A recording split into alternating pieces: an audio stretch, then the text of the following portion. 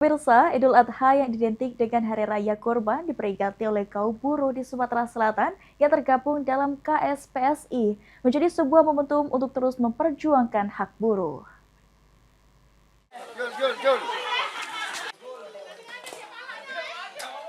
Momen Hari Raya Idul Adha yang selalu ditunggu oleh umat Muslim dalam berkurban, mengajarkan umat Muslim untuk selalu hidup berbagi kepada sesama. Di momen ini, para buruh di Sumsel tergabung dalam KSPSI melakukan pemotongan hewan kurban berupa sapi yang merupakan bantuan dari Kapolri.